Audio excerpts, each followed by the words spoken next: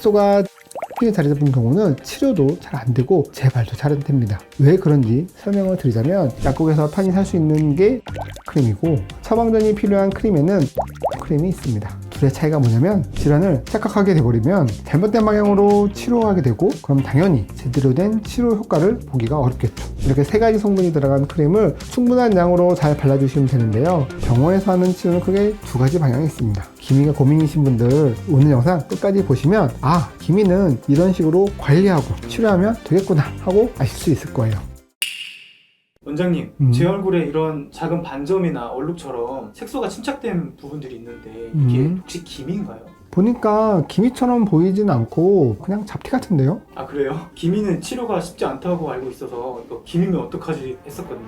근데 이런 색소 질환이 종류가 되게 많잖아요. 이걸 눈으로 보고 좀 쉽게 구분할 수 있는 방법들이 있을까요? 색소 질환들이 겉보기에 비슷해 보여도 발생 부위나 경계 모양의 특징이 있어서 그걸 보면 몇몇 질환은 육안으로 구분이 가능합니다. 그런데 또 그렇지 않은 경우도 있거든요. 특히 이 기미를 다른 색소 질환과 구분하지 못하고 착각하는 사례가 있어요. 예를 들어 기미를 흑자로 착각한다거나, 기미인 줄 알았는데 나중에 보니까 오타양 모반이라는 다른 질환이 있거나 하는 경우가 있죠. 그런데 그게 뭐가 문제냐면요, 색소 질환의 구분은 치료의 방향을 결정짓는 중요한 시작점이거든요. 색소 질환의 치료 방법이 다 같은 게 아닌데 질환을 착각하게 돼버리면 잘못된 방향으로 치료하게 되고, 그럼 당연히 제대로 된 치료 효과를 보기가 어렵겠죠. 그래서 색소 질환을 치료하고 싶은 분들은 인터넷이나 유튜브에서 얻은 정보로 자기 질환을 구분하기보다는 병원에 가셔서 전문의의 상담을 한번 받으시면서 제대로 된 진단을 받으시는 게 좋습니다. 아, 이거 결국 자기 병원 오라는 거네? 이렇게 볼 것 같아서 이렇게 말씀드리고 싶진 않지만, 저희 병원이 아니어도 되니까 한번 병원에 가셔가지고 질환에 대한 정확한 구분부터 하시고요, 치료의 방향부터 잘 잡는 걸 추천해 드립니다. 기미 얘기가 나왔으니까 오늘 영상에서는 집에서 기미를 완화할 수 있는 홈케어의 방법들이라든가 병원에서 받을 수 있는 치료까지 한번 설명해 드리도록 하겠습니다. 기미가 고민이신 분들 오늘 영상 끝까지 보시면, 아, 기미는 이런 식으로 관리하고 치료하면 되겠구나 하고 아실 수 있을 거예요. 잘 한번 따라와 봐주세요. 기미는 양쪽 광대, 이마, 코, 윗입술 주변 같은 곳에 갈색이나 회색의 불규칙한 반점들이 대칭적으로 생기는 질환인데요, 양쪽 눈가 주변에 마치 그 야구 선수들이 눈 밑에 붙이는 검은 거 붙이는 거 아시잖아요. 그런 느낌처럼 광대와 눈가 주변으로 많이 생기기도 합니다. 이런 기미가 생기는 원인에 대해서는 몇 가지 이유가 있는데요, 자외선으로 인해 생긴다거나 유전적인 요인으로 생긴다고도 하고요, 호르몬의 변화로 인해 생긴다고도 얘기합니다. 기미가 아무래도 남성분들보다는 여성분들한테 나타나는 색소 질환이잖아요. 여성분들은 특히 임신이나 피임약 복용으로 인해 호르몬의 변화가 생기면 기미가 올라오기도 하거든요. 바로 이러한 이유들로 인해 멜라닌 세포가 멜라닌 색소를 많이 만들어내서 색소가 많이 생겨서 생기는 질환이라고 보시면 됩니다.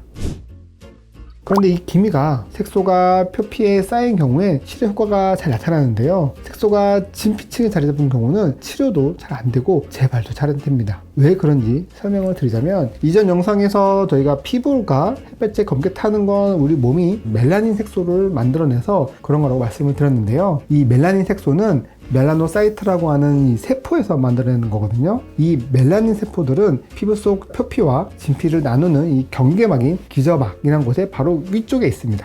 이 멜라닌 세포가 원료와 효소를 가지고 멜라닌을 생성하고, 이 생성된 멜라닌 색소를 케라티노사이트, 즉 각질세포로 위로 보내서 각질세포 속에 색소가 쌓이게 되는 건데요, 표피와 진피 사이의 기저막이 무너지게 되면 색소가 기저막 아래층인 진피층까지 내려와서 쌓이게 되거든요. 표피층은 점점 위로 올라가면서 결국 탈락이 되기 때문에 표피층 색소는 흐려지는데요, 진피는 탈락이 없으니까 색소가 그냥 쌓여있게 됩니다. 그러면 표피층에 있는 색소만 없앤다고 기미가 해결되지 않겠죠. 이런 상황에서는 이 무너진 피부 속도 치료를 해야 되고, 진피층까지 쌓인 색소도 없애서 배출시키는 치료가 필요하게 됩니다. 그리고 아까 색소 질환의 구분에 따라 치료 방법도 다르다고 한 이유가 뭐냐면요, 색소 질환에는 색소가 많아져서 생기는 질환이 있고요, 색소를 만들어내는 세포 자체가 많아져서 생기는 질환도 있고요, 이 멜라닌 세포의 위치가 제자리에 안 있고 진피층까지 내려가서 생기는 질환도 있거든요. 색소가 많아지는 질환이 기미 주근깨, 세포가 많아져서 생기는 질환이 흑자 같은 게 있죠. 그리고 이 멜라닌 세포의 위치가 비정상적이어서 발생하는 질환이 오타양 모반입니다. 그래서 이런 것들을 확실하게 구분하고 치료의 방향을 제대로 잡기 위해 한 번은 병원에 가시는 것이 좋다고 말씀을 드리는 겁니다. 여기까지 기미에 대한 설명을 드렸으니 이제 집에서 기미를 완화할 수 있는 홈케어 방법에 대해서 이야기해 보도록 하겠습니다. 우선 첫 번째로 가장 기본이 되는 것은 보습입니다. 우리가 몸이 피곤하고 컨디션이 좋지 못하면 일을 해도 능률이 떨어지는 것처럼 피부도 피부 장벽이 무너져서 수분이 다 날아가고 건조해지면 치료나 재생이 잘 안 되게 됩니다. 먼저 보습으로 피부 장벽부터 튼튼하게 해줘서 수분을 꽉 잡고 있도록 해주시고 컨디션을 좋게 만들어줘야 합니다.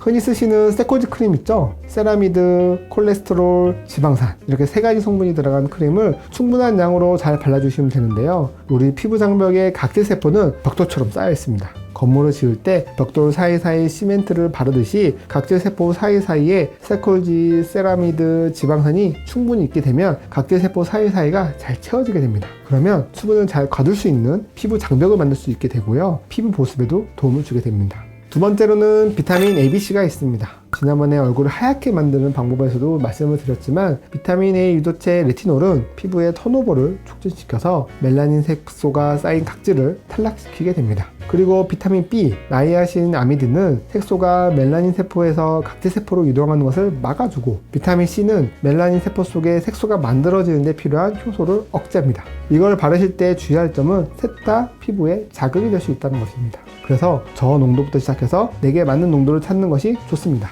그리고 레티놀은 햇볕과 열에 취약하기 때문에 저녁에 사용하시는 게 필요합니다.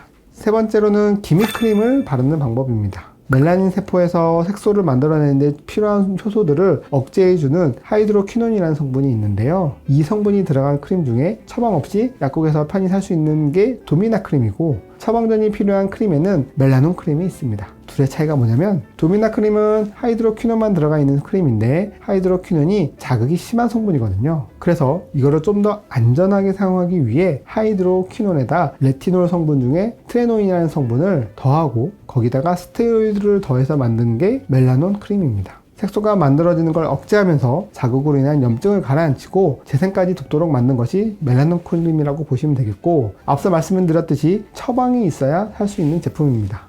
사용하실 때는 면봉에 짜서 기미가 있는 곳에만 살짝 자기 전에 발라주는 식으로 사용하시면 되는데요. 한 번에 과량으로 쓰시면 안 됩니다. 그리고 2달 이상은 사용하셔야 되는데요. 그렇다고 6개월이 넘도록 사용하시면 또 안 됩니다. 스테로이드는 장기간 사용 시 피부가 얇아지는 등의 문제가 생길 수 있기 때문에 전문의와 상담해서 필요한 기간만 사용할 수 있도록 하는 것이 중요합니다. 그리고 광과민성이기 때문에 주로 저녁에 사용하셔야 되고 눈에는 절대 들어가면 안 되기 때문에 눈에 너무 가깝게 바르지 않도록 주의해서 사용하셔야 합니다. 또 다른 기미 크림으로 트라넥산산 크림이 있습니다. 먹는 약뿐만 아니라 바르는 크림으로도 나와 있는데요. 이것도 색소 생성을 억제해주는 효과가 있고요. 하이드로퀴논보다는 자극이 적기 때문에 오랜 기간 사용할 수 있다는 것이 장점입니다. 세안 후 발라주시면 되는데 꾸준한 농도를 유지하면서 아침 저녁으로 3개월 이상은 발라야 효과를 보실 수가 있습니다. 마지막으로 시스타민 성분의 크림이 있는데요. 이 성분은 글루타치온을 만들어내고 멜라닌 색소가 생성될 때 페오멜라닌이라는 밝은 색의 멜라닌 색소로 생성되도록 유도하게 됩니다. 그리고 워시오프 타입이어서 바르고 15분 뒤에 닦아내는 방식으로 사용하게 됩니다. 하이드로퀴논만큼 자극이 심하지 않아서 대체하여 쓰기 좋은 제품인데요. 비교적 가격이 조금 나간다는 것이 단점입니다. 지금까지 설명을 들으셔서 아시겠지만 바르는 기미 크림들은 주로 색소를 억제하거나 밝은 색소가 만들어지도록 유도하는 식의 효과인 것을 볼 수가 있습니다. 필요에 따라서 적정량을 꾸준히 사용해 보시면 기미가 완화되는 효과를 보실 수 있습니다. 제가 완치라는 표현을 안 쓰고 완화라고 하는 표현을 쓰는 이유가 이렇게 홈케어를 하고 기미 크림을 발라서 색소를 줄인다고 해도 기미를 완치한다는 것은 어려운 일이기 때문에 그렇습니다. 피부를 건강하게 만들어주는 치료도 병행되어야 하고요. 기본적으로 기미는 만성 색소 질환이기 때문에 당뇨나 고혈압 같은 만성 질환처럼 조절을 하는 거라고 생각하시면서 꾸준한 관리를 해주셔야 합니다. 마지막으로 기미를 개선하기 위한 병원 치료에 대해서 말씀드릴 텐데요. 병원에서 하는 치료는 크게 2가지 방향이 있습니다. 기미 색소가 더 이상 올라오지 않게 하는 것과 지금 올라와 있는 색소를 없애기. 지금 나와 있는 색소를 빠르게 없애는 것이 레이저 토닝이 되겠습니다. 레이저 토닝이나 피코 토닝은 멜라닌 색소 덩어리를 잘게 부숴주는데요. 색소 덩어리를 부수기만 한 것이기 때문에 부서진 색소들을 배출시켜야 되겠죠. 기미는 보통 피부 안쪽이 약해져 있는 경우가 많기 때문에 빠른 배출을 돕기 위해 고주파 치료나 재생치료를 같이 하다 보면 효과를 보실 수가 있습니다. 고주파 레이저를 사용해서 피부 안쪽을 재생시키고 콜라겐을 생성시켜 좋게 만들어주면 색소 배출에도 도움이 되거든요. 그래서 이런 단계별로 꾸준한 치료가 필요합니다. 급하게 한다고 해서 되는 게 아니고요. 색소 배출까지 시간이 걸리기 때문에 한두 달은 꾸준하게 치료해야 합니다. 병원에서 받을 수 있는 치료는 레이저 외에도 먹는 약 처방이 있습니다. 색소가 덜 올라오도록 먹는 트라넥삼산을 처방받아서 꾸준하게 복용하여 혈중 농도가 유지가 되면 기미 색소가 만들어진 속도를 줄일 수 있습니다. 하지만 원래 이게 지혈제였던 만큼 뇌졸중이나 하지 정맥류 같은 혈전에 문제가 있는 분들은 사용하시면 안 됩니다. 오늘은 기미에 대해서 그리고 집에서 할 수 있는 기미 관리법, 병원에서 받을 수 있는 치료법까지 알아보았는데요. 치료도 치료지만 보습을 잘해주는 습관, 자외선을 차단하는 습관, 피부 속 건강을 챙기는 습관들이 만들어져서 꾸준하게 관리하는 것이 더욱 중요합니다. 생기고 나서 치료하는 것보다 미리 예방해서 최대한 생기지 않게 하는 것이 당연히 더 좋겠죠. 오늘 영상이 도움이 되셨다면 좋아요도 눌러주시고요. 주변에 기미가 고민이신 분들께 이 영상도 공유해 주시면 좋겠습니다. 하얀 피부를 만드는 방법 영상도 같이 보시면 더 좋겠죠? 그럼 저는 다음 솔루션에도 또 유익한 정보로 찾아뵙겠습니다. 감사합니다.